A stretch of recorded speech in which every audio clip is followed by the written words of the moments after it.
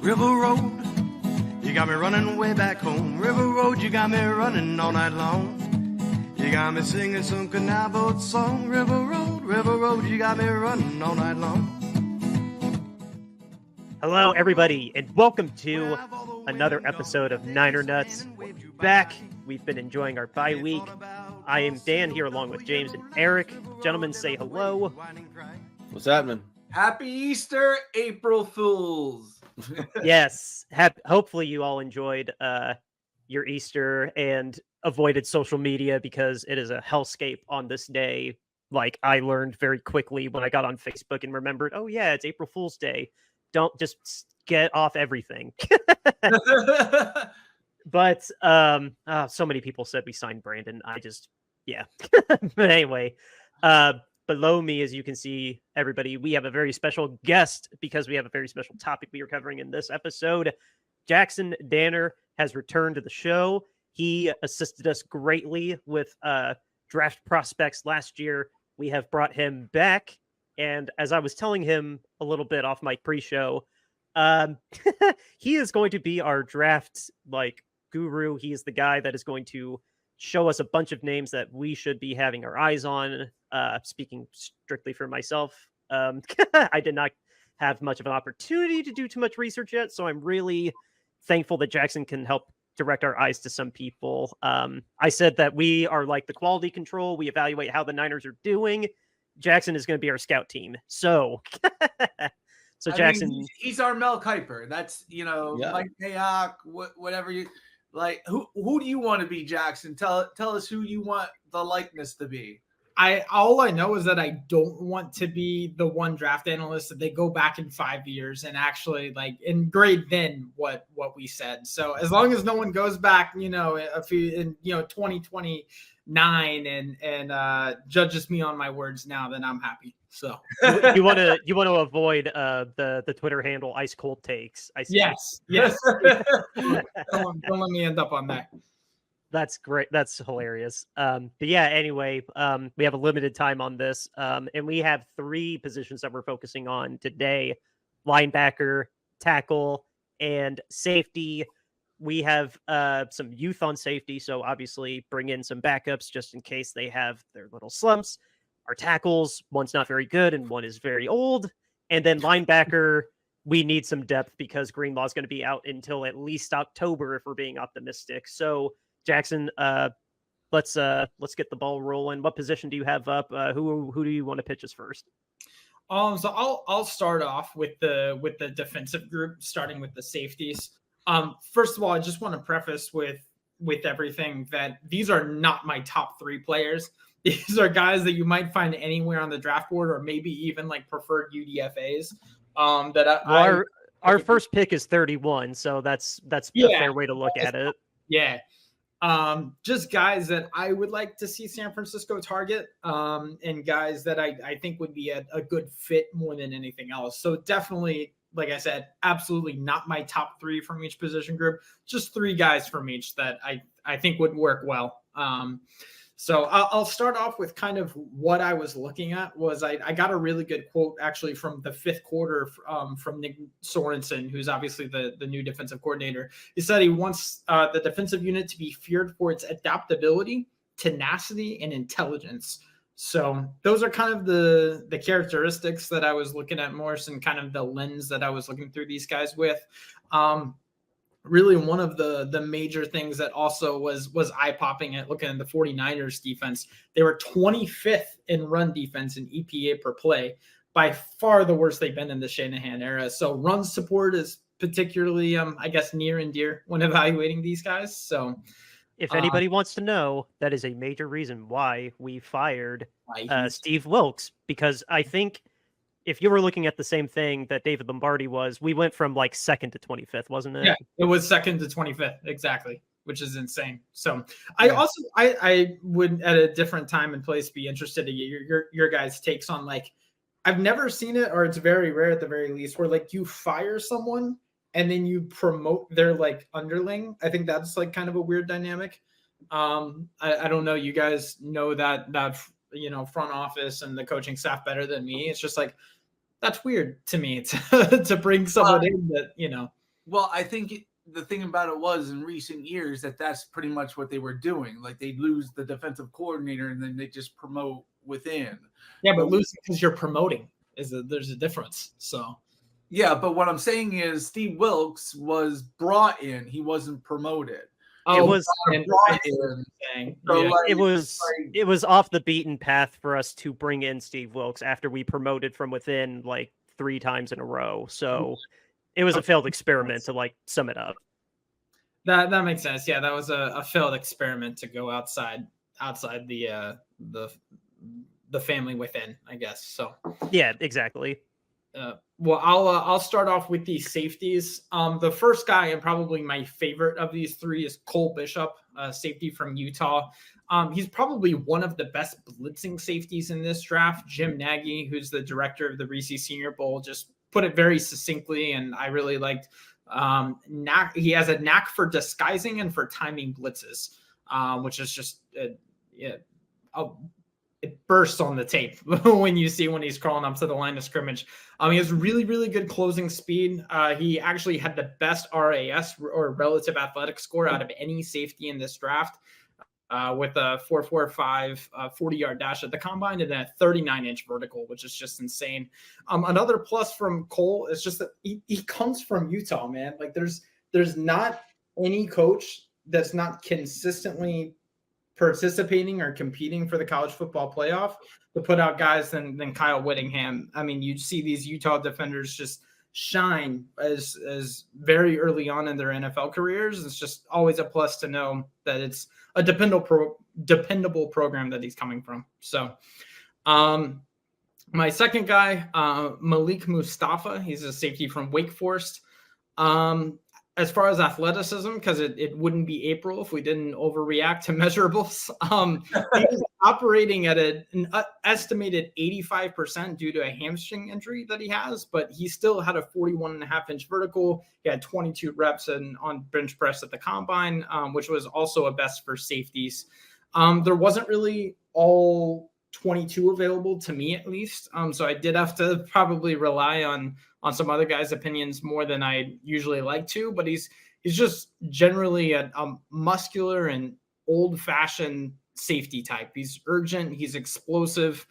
Really the main downside from him, though, he's more reactionary than anticipatory. I think it was Peyton Manning that said he would always rather play an athletic safety with fewer instincts than a subpar athlete with great instincts. So that was one downside. But aside from that, I mean, he just has the framework. He has the measurables. He has all of that to compete at a high level. And then finally, my last guy, who might actually be the best scheme fit, even if I do like Cole Bishop a little bit more, Jaden Hicks from Washington State. Just the first thing I wrote down was just that he's just a hard hitter. Like he's a tone setter. He's also definitely probably would be the consensus best of the 3 that I'm talking about, but hits downfield hard. He can be a little bit over aggressive and doesn't necessarily have the fluidity to make up ground. In coverage, he's actually a very, very viable option in man-to-man coverage, especially along the seams and all that. I would not say you have to cover like the middle of the field with him, though. He's not going to be a guy that can cover the slot. He's definitely not going to be a guy that you can ever put out on the edge. He's at his best when he's in run support and when he's in shallow zones. So actually of his like 750 snaps, something like that he had throughout the year, 450 of them came from the box and not as like a deep safety. So just to kind of paint a picture of where he typically lines up. So he's 6'2", 211. So not going to like be one of those that moves to linebacker or anything. But like I said, going to be a shallow zone or run support guy more than anything. So those were my main 3 safeties that I like for San Francisco. Like I said, this is not my top 3. This is also a very I feel like this is not a great safety class. I don't know if you guys have. I mean, we the 49ers have a first round pick. So I mean, I don't know. Like I haven't seen the safety class. So like, can you give us like just one top guy that could go in the first or second round that the 49ers could pick? Yeah. As far as spending spending their first round pick on a safety. Yeah, like a first round pick, or if they trade down into the second, that they could spend the second on. Javon Bullard is number 1 on ESPN. Javon Bullard, he's from I can't remember which Georgia. College. Georgia. Okay, no, of course he is. Like every great defensive player. I think one of the top safeties that I really liked was it was Cameron Kinchins. I think he's one of the top guys overall. But I watched his tape against FSU, and he was really good in that game. He is 8th on ESPN. I have ESPN in a second tab. I'm copying all these names from.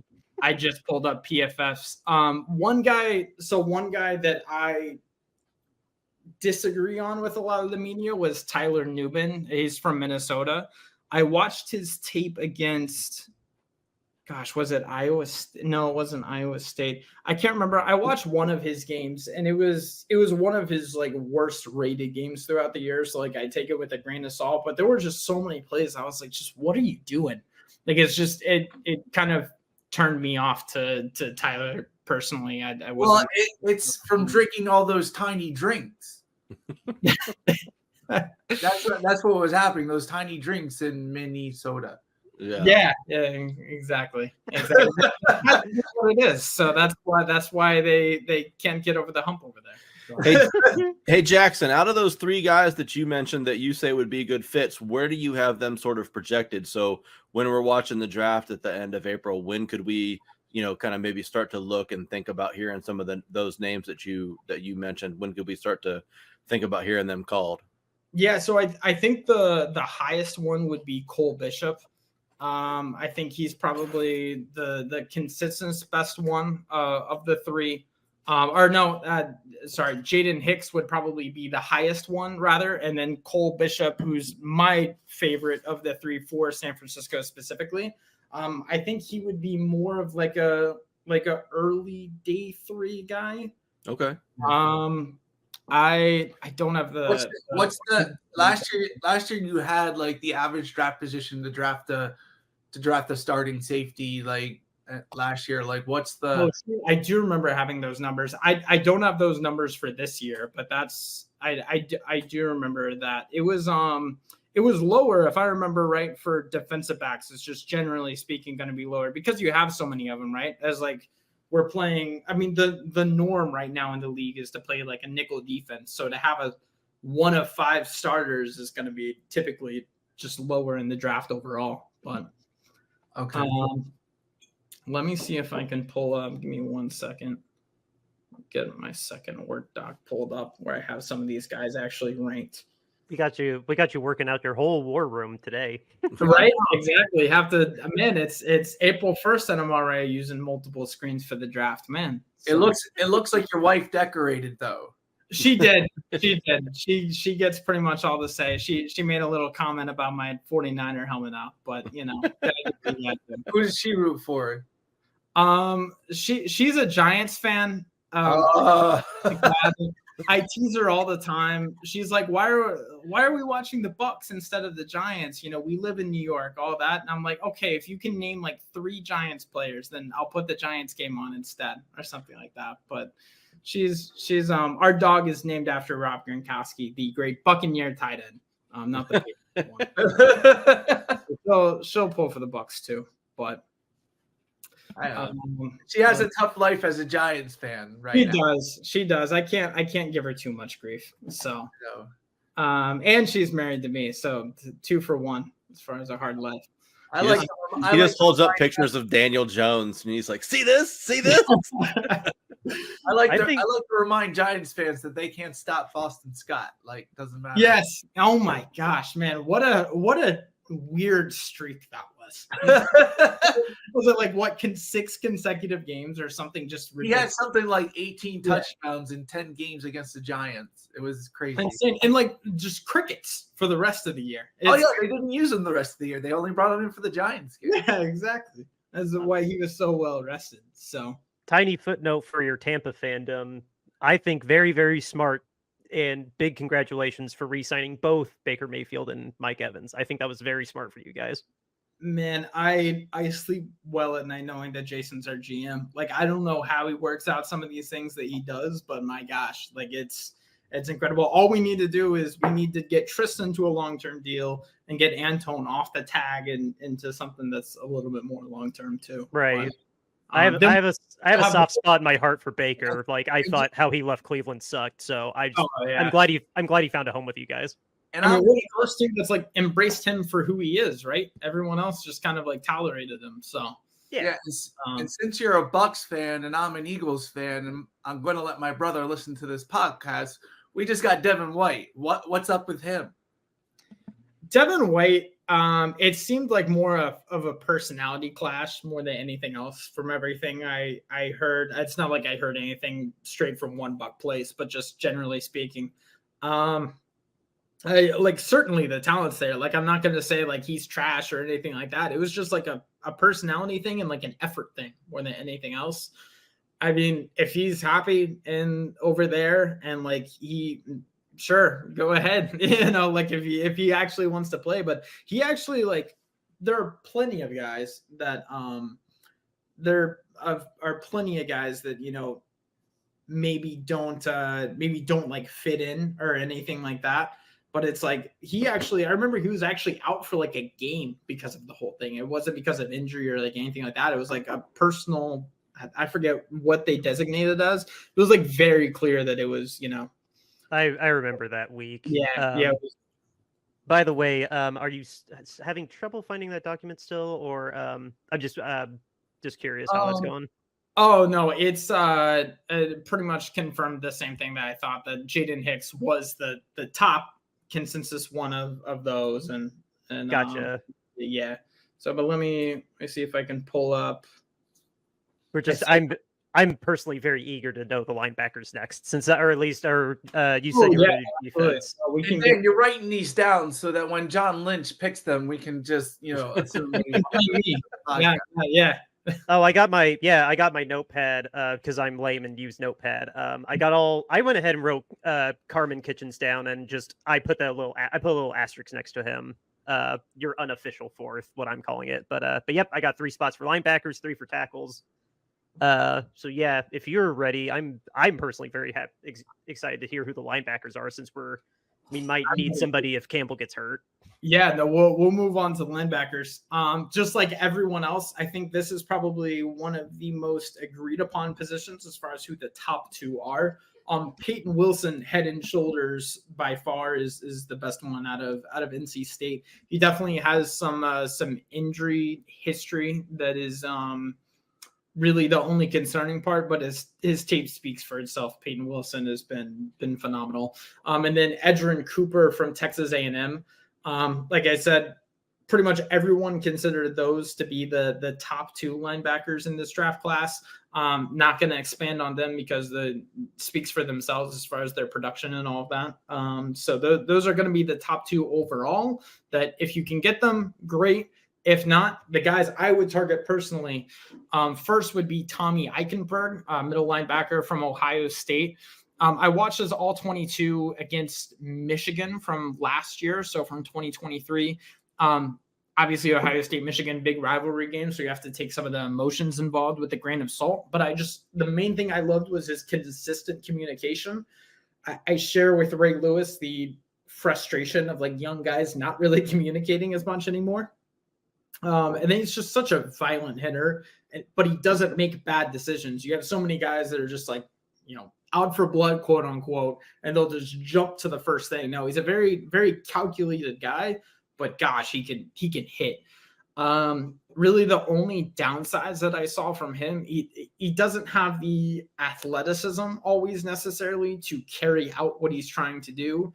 lacks a little bit of lateral speed. He doesn't shed blocks as easily as you would think for someone who plays so physical. But for the 49ers, he's a guy that can come in. He has a very high floor, in my opinion, and he isn't going to make like costly mistakes that young players will typically make. So I like him particularly in a backup role. Second guy that I would target, and this is someone who actually might end up being a preferred UDFA, Nathaniel Watson, also an inside linebacker from Mississippi State. He's actually exactly 256 on the PFF big board, which would equate to, exactly 7 times 32. Oh gosh, I'm doing math on the show. Hopefully I'm not wrong. Talking about another Mr. Irrelevant? Oh, not 256, but with compensatory selection, supposed to be 256. So disregard. Yes, supposed to be Mr. Irrelevant. So there we go. I mean, hey, 49ers, the king of Mr. Irrelevant. We struck gold last time. But no, sorry, 256, not 7 times 32. It turns out it's just the number of draft picks because that's how my brain works. It's all football related. But he has a nose for the football, but his eyes don't overwhelm him. He showed a lot of like consistent discernment when there's a decision to be made with what gaps to attack, and he would consistently just find a way to get to the ball or get to the quarterback.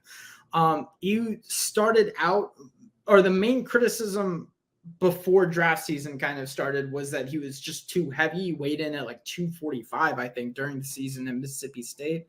Just kind of like old school weight for a middle linebacker. He's actually slimmed down, I think at the combine, weighed in at 233. So shown that he can slim down already. Only ran a 4.63 40 at the combine, which is not the worst, but definitely not the best among linebackers. The main criticism, like I said, you'll see is just his athletic limitations, but he led the SEC in tackles and he tied the SEC in sacks. So like clearly he cannot be too shabby if he's doing that out of Mississippi State. So that was my second linebacker. And then my third linebacker that I have is just a guy that like I think I would be excited for him on no matter what team he goes to. It's not necessarily the perfect scheme fit. It's just I'm excited for him as a player. Easton Gibbs out of Wyoming. Lacks a lot of fluidity, rough around the edges, but he's proved his productivity time and time again. What really caught my eye to him was the coverage skills he showed during the East-West Shrine Bowl. He had an amazing week of practice at the Shrine Bowl and just probably boosted his stock there as much as anyone else. He has the prototypical size, so 6'2", 230 pounds. He has more than 360 tackles in his career, which is just an insane number. Yeah. The only buzz I've seen about him recently, though, since the Shrine Bowl, he actually was brought in for a top 30. It's not really top 30, but you guys know what I mean. Visit to Denver. I think the majority of the media doesn't have Easton as like I would say anything higher than like a late day 3 prospect.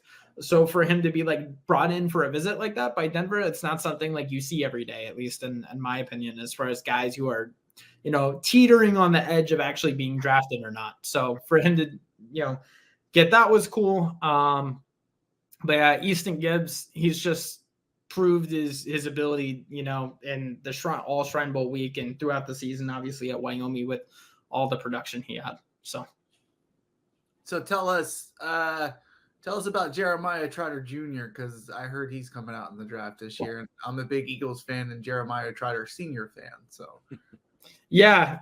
So Jeremiah, he was at Clemson, right? Yeah. So, oh my gosh, just I think I watched his tape. Hold on, let me pull up my notes from when I watched him because it's been a minute. He was one of the guys that I did like during the season, if I remember right. Let's see. Jeremiah Trotter. No, I don't see it. James, when did his dad play with the Eagles? Back in the late 90s, early 2000s.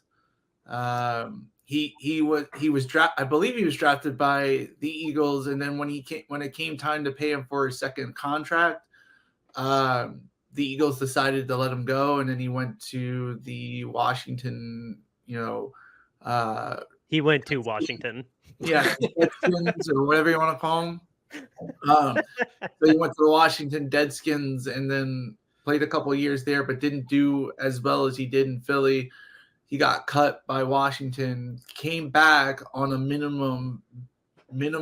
veterans minimum to play for us for like 8 games, and then he just jumped back in where he left off because it was the same defense because we had the same coordinator, and then he got a big contract from us and took us to the 04 Super Bowl against Tom Brady and stuff. So Well, it ended up working out after all, except for losing the Super Bowl, obviously. But I mean, financially, it ended up working out okay. yeah. He eventually he came back and got his contract from us, and it was a reunion that was well taken. So a couple of the notes that I have on Jeremiah Trotter Jr. Not old enough to have scouted the senior. At best, when the play is in front of him, patient, physical, never lacks in motor. So he's a guy that it's going to be like the same amount of effort. It's not really something that what was his deficiencies? Hold on. I think the main thing was just like the physicality, because obviously like the name is great, but it just not the physicality, but the measurables. Let me pull up because that was before the combine. He's like undersized like Nakobe Dean. I think he was, but let me see. What school did he go to again? Sorry. Clemson. Okay, there we go. I was just making sure. Oh yes. Yeah, he's 6'0" flat, 228, 228 weight, 31.5 inch arms. Yeah. Production. Well, this tells out just on NFL.com. If you go to his draft profile, second in production, according to Next Gen Stats, and then 20th in athleticism. So that makes sense. But hey, what was probably the most accurate draft we had? You could argue it was 2020 when we went over all tape instead of getting so caught up in like the combine and pro days and all that. So True. So that's accurate draft, but in terms of who's ended up being successful since the 2020 draft, that's very debatable. Oh yeah, no kidding. So if you guys go to on NFL.com to any of the prospects, especially the top prospects, and you scroll all the way down on their profile, it has a little section that says sources tell us, and it's typically like either scouts or like executives or something like that. And they'll remain anonymous, but they do put the conference and like what they are for their team. The quote from here: really smart, always under control. He gets guys lined up and he's quick to read and react. If he was a little bigger, I could see him going in the first round. So that's from an AFC executive, according to NFL.com. Gotcha. Okay. He's 6th on the ESPN ranking I see here, and then like you said, Peyton and Edrin are 1 and 2, but you gave us that precursor. Peyton was really fun to watch. Peyton was like, when I watched him, I can't remember what game it was that I watched him against, but it just flying around the ball. He's definitely, whatever team gets him, if he can stay healthy, that's a starting linebacker in a very short time. So on PFF, he's Jeremiah Trotter's actually 4th. Okay. 88 on the big board. So, and then I think the highest guy I have that I talked about was Tommy Eichenberg, who's 6th on the PFF board. Well, Eric, that ought to make you happy. You're Buckeye fan. Yeah, that's a good ranking for him. So unfortunately, that means he's probably going to be out of our reach, but that's a good ranking for him. Yeah. I'm just a little sad that I've noticed a trend of only one Big Ten player in here. I have no room to say. I cheer for IU, one of the bottom feeders of the Big Ten, so I get it. Oh, well, we should do a special team section. God,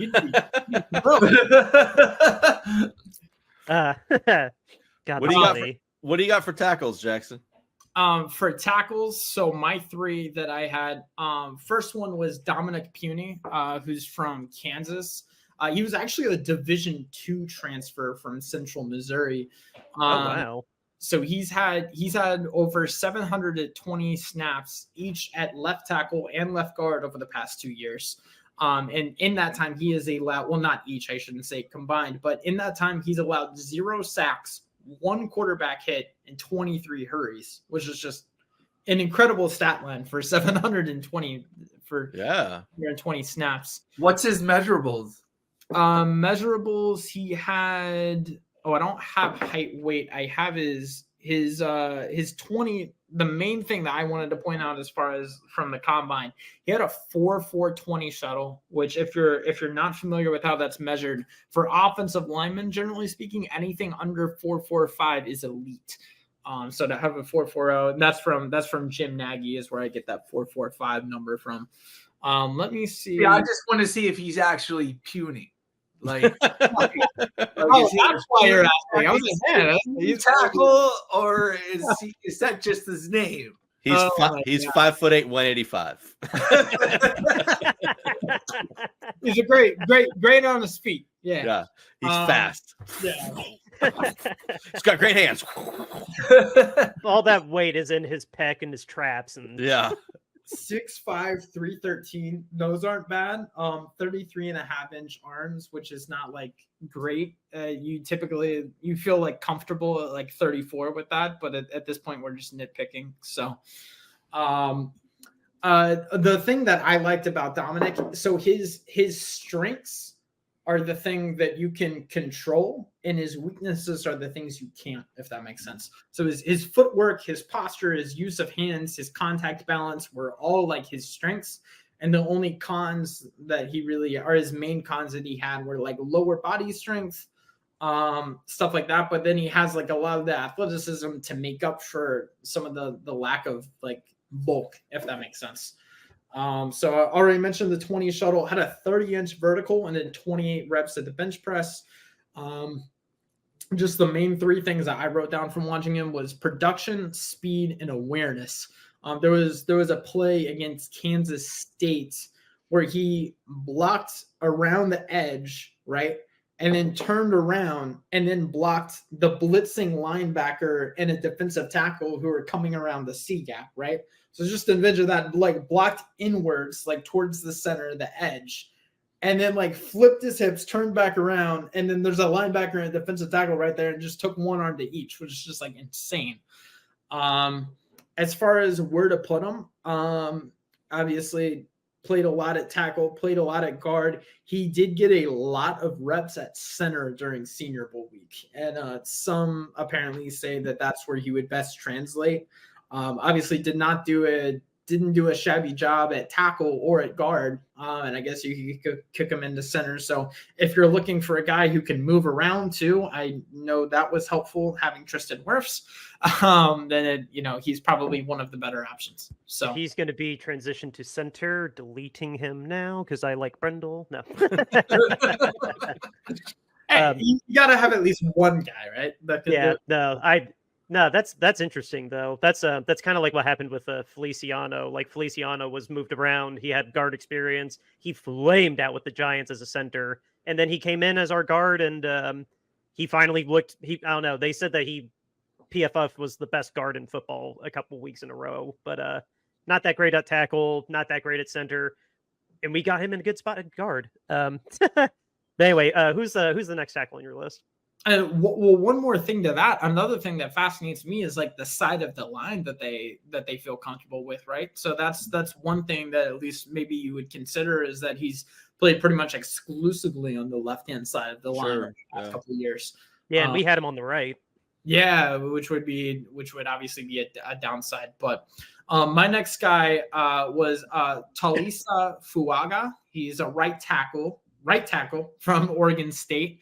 As opposed to a wrong tackle. I don't know, maybe so, depending on who you ask. He was the number 2 offensive tackle by PFF, so definitely the highest of the 3 that I'm talking about at least. So at the combine, measured in at 6'6", 324, 33 1/8-inch arms. And then as far as his other measurables, his athletic scores. He had a 1.77-10 split, which was not great. 32-inch vertical, which is good, so it shows he has the explosiveness. Then a 111-inch broad jump. Like those quotes I mentioned earlier, we did have one from an NFC West Coast scout. He said, "I see him as a very good starting guard. I think you might need to help him against edge speed if he does stay at tackle." So definitely something that maybe he wasn't the best as far as we use the term get off for edge rushers, right? It's kind of the same for like tackles, right? Where it's as far as like how fast can you react, and you would think it'd be a little bit easier since you're on offense and you know the cadence and when the ball is being snapped, but. I mean, they'll know real quick if he'll be able to adjust when they put Nick Bosa. Yeah. I think we'll see if this guy has what it takes. The best pass rusher in the league against them, and then we'll see what he can do. Yeah, that would be. Hopefully not after day one. You're kicking him in the guard already, but but he hasn't allowed similar to Dominic in over 1,500 snaps. He has not allowed 1 sack. He's only allowed 5 hits and then only 18 hurries in the last 2 years. He has played. He's not going to be one of the guys that you can move around, though. He has played exclusively at right tackle for the last 3 years. And when I say exclusively, not a single snap anywhere else on the line over the last 3 years. So, like I said, not someone that you're going to be able to move around. And you said he was at Oregon State? Oregon State, yeah. Okay. All right. What I had as far as his strengths on run blocking was he was definitely better in the run than in pass pro. Definitely more of a zone guy than a gap guy, just from Oregon State's offense. Grip strength and arms are pros. He can play a little top heavy. He was lighter in the legs at times. He was used as a pulling tackle a lot at Oregon State too. So. That really sounds like a fit for the 49ers offense to me. I mean, yeah. No, he definitely has a lot of the traits. Can come in at right tackle, he can pull a lot, and he's and has the speed, at least the explosiveness. So sounds like he might be worth grabbing to get some competition, because our right tackle currently is not that good. I like the idea of just pulling a 6'6", 330-pound guy on around the edge to come smash somebody. You mean like no more? Since I'm not a 49ers fan, can we stop the pulling tackle thing? No, because that's what we like to do with Big Trent. We just like to have him come out there and maul people on the side. Jordan Mailata too. Me and James saw that play in Green Bay in the playoffs 2 years ago live, because we went to Green Bay and I flipped out. I think I remember hitting his arm and oh my God, we sent Trent in motion. You guys remember that story with Dan Campbell where he was distracted for like 30 seconds and then turned around to look at the field, and it was Penei Sewell catching a pass. On this one play, what the hell are we doing? Yeah, God, I mean, Jordan Mailata was a pretty athletic Australian tackle prospect that came out. I believe he ran a 4.5, and he's 300 pounds, Yeah. So his rugby highlight tape is something. It literally looks like he's the kindergarten teacher going against all these little kids, just running them over. Oh my gosh. These guys, man, just watch. I watch as much of the combine as I can every year, and these guys just get faster and faster every year. What was impressive 3 years ago, I feel like it's now normal at almost any position group, especially for the big guys. It's just it's just insane to me how every year the gap gets narrower and narrower from as far as high end speed, because it's not the 40-yard dash is being broken every year, right? It's not the top end guys are getting faster. It's just the big guys that are consistently getting more and more athletic. Football's changing, man. It's a lot of fun though. Yo, next year just hit me up. I live a mile away from the combine. I couldn't get to it this year, but if you're willing to use me as like a third party Airbnb, like I go do all your scouting, man. But hey, that would be a dream come true. I'll have to sell my wife on going to Indianapolis in February for fun. But yeah, that sounds great. So, Hey, babe, we're going on a vacation. They have the NCAA Hall of Fame. I'll send you a brochure of. is it Yeah, there? they have the NCAA Hall of Fame, where they have an original copy, one of the original copies of the first rules of basketball, written by James Naismith. Really? I'll Yeah. send you a whole brochure of things to do here in Indy that would entice her while you go to Lucas Oil, which is a There you go. phenomenal stadium, by the way. I did Donald Trump hands. It's a phenomenal stadium. They have Fazoli's too. They have Fazoli's. That's worth Oh, calling. well, my gosh, why didn't you mention Fazoli's earlier? Now I'm sold. I know it's really the best. Like I make Dan take me to Fazoli's every time I come up and Do visit. you not have Fazoli's in Florida? We No, do. not in It's Florida. 2 hours away. It's 2 hours away. Oh. Yeah, and we have one in Orlando now that I haven't been to yet, but that's still like an hour away. Like A mutual friend of ours is the reason that it went down there. I'm convinced. The things I take for granted. I had no idea. yeah, Don't you just go to like Italy and Epcot and just like get your Italian food? No, you drive 2 hours to Fazoli's. That's what you do. exactly. You drive 2 hours from Fazoli, where $40 gets you like 2 entrees, a large pizza, like it's And insane. 1,000 breadsticks. It gets you unlimited breadsticks and soda. Like The story of taking you to Fazoli's will forever.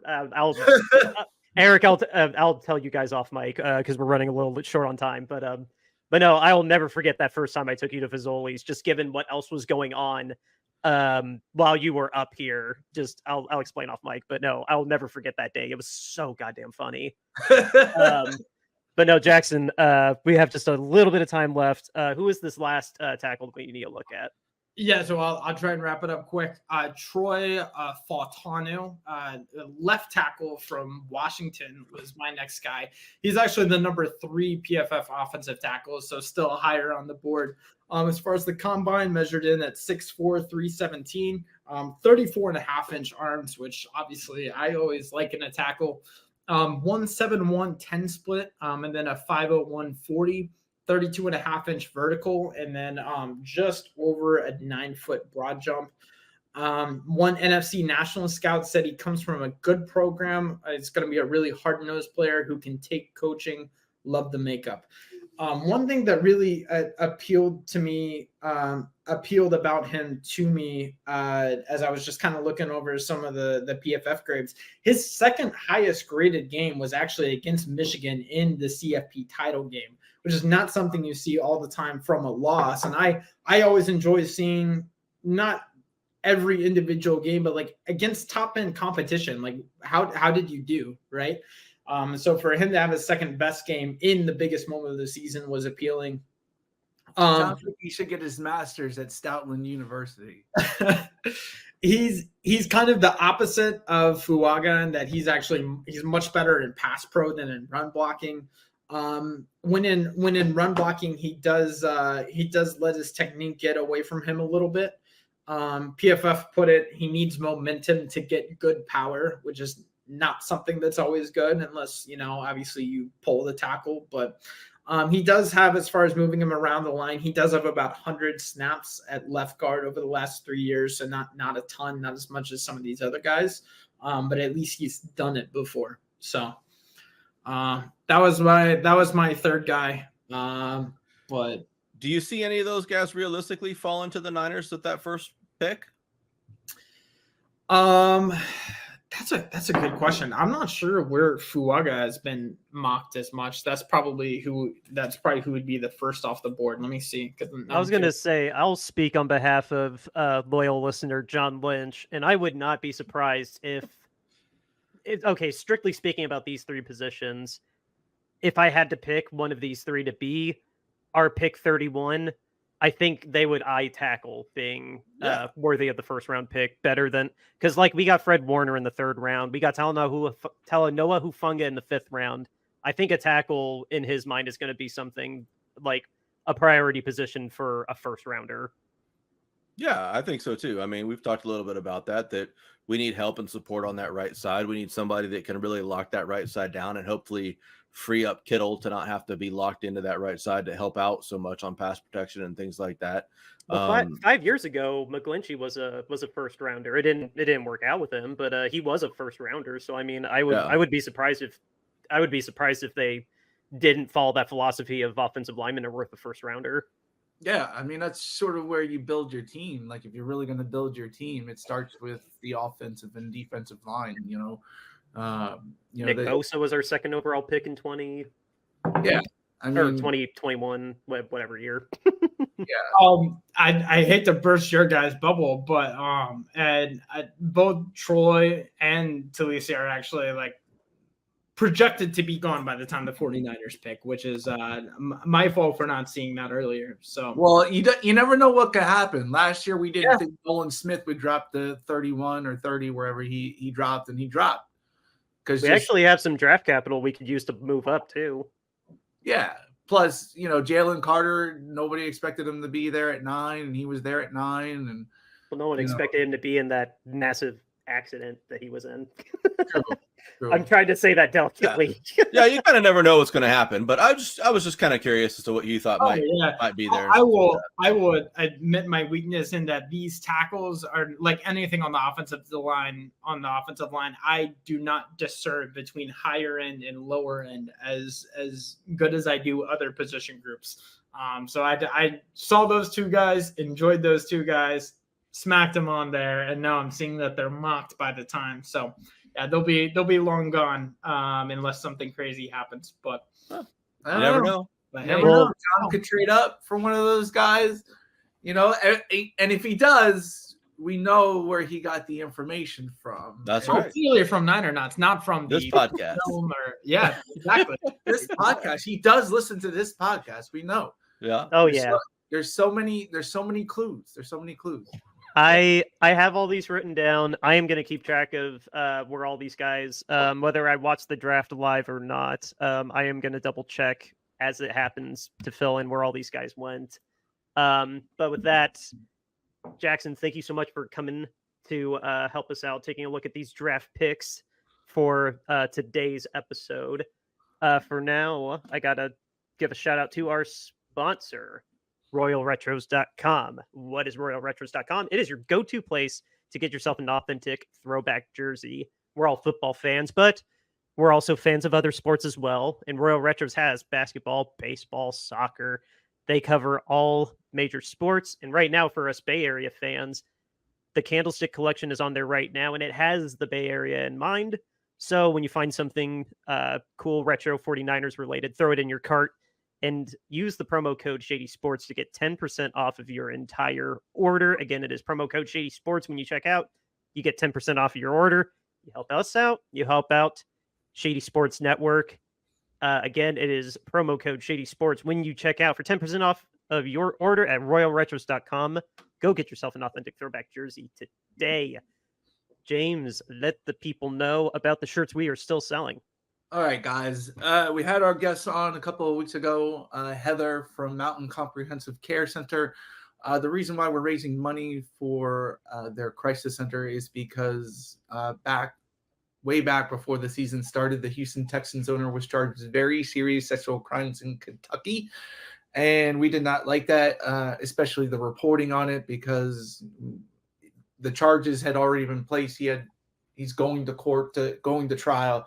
The NFL never said anything. We didn't hear anything until 3 months later.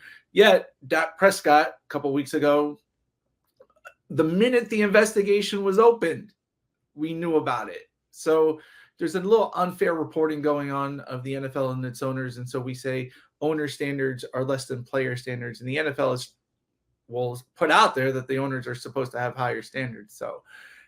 Since we're raising money for a crisis center, we're selling T-shirts, and all the proceeds go to Mountain Comprehensive Care Center. This is our statement that we're making. Owner standards are less than player standards. Hashtag owner accountability. $22.99 gets you that in a shirt. We got different colors, different sizes, different styles. Or our next shirt, you can go with our podcast logo art. You'll find this on our podcast logos wherever you listen to our podcast, our YouTube channel, $22.99 gets you that in a shirt. We got different styles, different sizes. This is our alternate logo tee. I have this tee, very quality. $22.99 gets you that in a t-shirt, or we have different styles, different colors, different sizes. And finally, how can you say no to our mascot, a peanut, eating peanuts while cheering on his San Francisco 49ers? $22.99 gets you that in a t-shirt. Donate to Mountain Comprehensive Care Center today. All the proceeds go to them. We're not taking any. Yeah.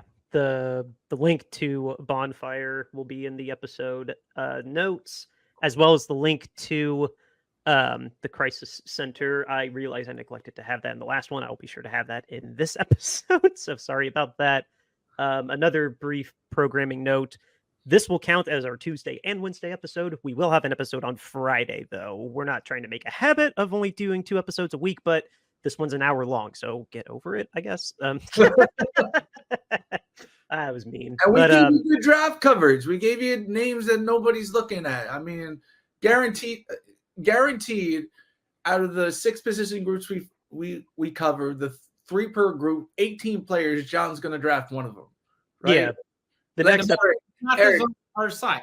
He's on our side. I think the most we had one year was 3. So, Eric, what do you want to do? What do you want to set the over-under at? Well, that's where it was last time. I'm going to go 1.5. 1.5 of our picks. Yeah. Are you going over or are you going under? I'll go over. You're going over 1.5? Okay. Yeah, there'll be at least 2. If the bar's at 1, you got to go over, of course. Yeah, you got to go over. Eric's not being as degenerate as he usually is. It's the off season. The off season. What is that? You're not supposed to be reasonable on these shows, Eric. Come on. That's true. Yeah. That's you have true. to have a bold take. You got to say 4.5. That's the over under. Yes. Oh my gosh. Over hits. I'm really sorry I messed your guys' whole roster up at that point. Like that's a bad. Anyway, guys, the rest of our prospective picks, we're gonna have that on our episode on the 16th. So next week we'll finish out the other 6 positions that we felt we need the most. Friday's episode, there's been an actual amount of Niners news to come out that we will not have to. We can talk about Ark Armstead. There's a lot of Niner stuff we can actually talk about on Friday. But anyway, I always end these episodes with a little bit of a news blurb. First off, happy news. Congratulations, Boilermakers, making it to the Final Four. Shameless plug. But also this morning, we saw the news that 10-year cornerback Vontae Davis, brother of 49er alumni Vernon Davis, was found dead in his residence in Florida earlier this morning. We don't know anything that happened other than they're not suspecting foul play. But yeah, just 35 years old, and he was great with the Colts. He played with Miami and Buffalo too. Famously retired in the middle of his game. In the middle of his second game with Buffalo. Yeah, no, that just I forgot that was him, but you're right, that was him. He was like, nope, forget this, I'm done. And he's Hard Knocks famous for Miami was getting covered when he got traded to Indy. So that's a very famous clip from Hard Knocks when I forgot his name. He coached. That. Yeah, I forgot his name, but he coached with the Packers too. Philbin, that was his name. When Coach Philbin traded him to Indy, that's a very famous Hard Knocks moment. But yeah, no, that just really bummed me out seeing that this morning. I feel awful for Vernon and his family, and yeah, I just think I feel that we all send our love and thoughts and prayers to. I hate that phrase, but just we send our love to the Davis family. I can't even imagine what they must be going through right now. But yeah, there's nothing else even close to worthy of talking beyond just rest in peace, Vontae Davis. That's just it's tragic. Yep, football players just bad things happen like that. Unfortunately, it seems like some of them just have those demons they can't shake for whatever reason. Yeah, whatever happened, just rest in peace, man, and much love to Vernon and his family. So with that, that's all I got for the little news blurb. James, Eric, you guys got anything else before we go? Nope. Later, Niners Nation. Happy Easter, guys. Outro music, River Road, Justin Mute. Thank you, Jackson. Yep. Thank you, Jackson. Guys, you. we will. You guys. Yeah, thanks, Jackson. Later, guys. We will see you all on Friday.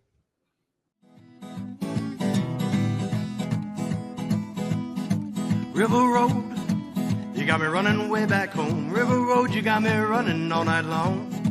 You got me singing some canal boat song. River Road, you got me running all night long. River Road, where have all the women gone? Have they kissed her hand and waved you bye-bye? Have they thought about crossing your double yellow lines? River Road, they love the way you whine.